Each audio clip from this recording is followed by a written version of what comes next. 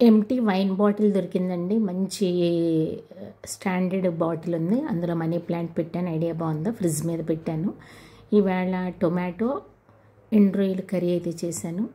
మంచిగా రొయ్యలను వాష్ చేసుకొని చాలా చక్కగా ఫ్రై చేయాలండి, బ్రౌన్ కలర్ వచ్చే వరకు. తర్వాత అందులోనే ఉల్లిపాయలు పచ్చిమిరపకాయలు వేసి చాలా చక్కగా ఫ్రై చేయాలి, బ్రౌన్ కలర్ వచ్చే వరకు వేయించాలి. మీకు తెలుసు కదా ఉల్లిపాయలు ఎలా ఉండాలి. నేను రొయ్యలు అయితే తీయలేదు. ఉప్పు, కారం, పసుపు ఈ 3 వేసాను. కొంచెం కరివేపాకు వేసాను.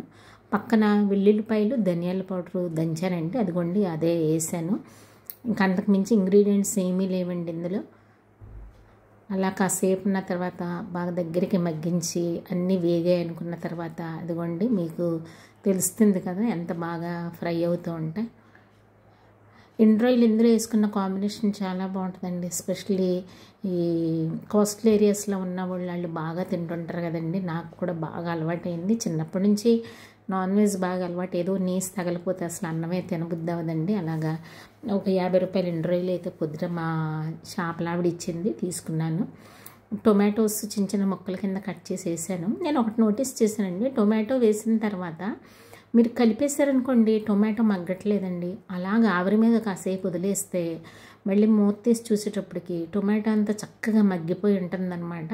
ఇలాగా స్పూన్తో ఇలా అంటే చూడండి ముక్కలు ముక్కలు తగలవు. లేదంటే ఒకసారి మీరు కలిపేస్తే తినేటప్పుడు కూడా అలాగే గట్టిగా టొమాటో ముక్కలు తగులుతూ ఉంటాయి. ఎలా అయితే అలా తగలట్లేదు, చక్కగా మగ్గిపోతుంది. టొమాటో పూర్తిగా మగ్గితేనే తినేటప్పుడు చాలా టేస్ట్ బాగుంటుందండి.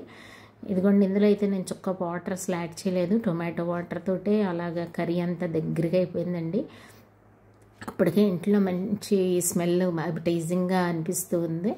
తర్వాత టెస్ట్ చేశాను, కొంచెం సాల్ట్ తక్కువైనట్టు అనిపించింది, సాల్ట్ యాడ్ చేశాను.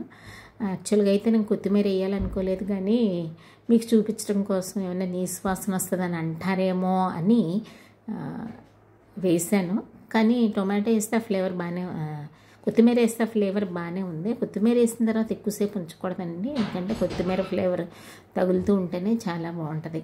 మీరు కూడా సింపుల్ కర్రీ ట్రై చేయండి, చక్కగా ఎక్కువ అన్నం తినొచ్చు. ఇలా కర్రీస్ దగ్గరికి వండుకోండి. నేను చక్కగా జాబ్ మానేసి ఇంట్లో చక్కగా వంటలు చేసుకుంటూ ఉన్నానండి. చక్కగా వేడి వేడి అన్నం తింటూ మంచి కర్రీస్ ఇలా వండుకొని తింటే చాలా సాటిస్ఫాక్టరీగా ఉంది. మళ్ళీ సమ్మర్ అయిన తర్వాత జూన్లో జాయిన్ అవ్వాలనుకుంటే అప్పుడు మళ్ళీ స్కూల్లో జాయిన్ అవుతాను. ఛానల్ లైక్ చేయండి, షేర్ చేయండి, సబ్స్క్రైబ్ చేయండి.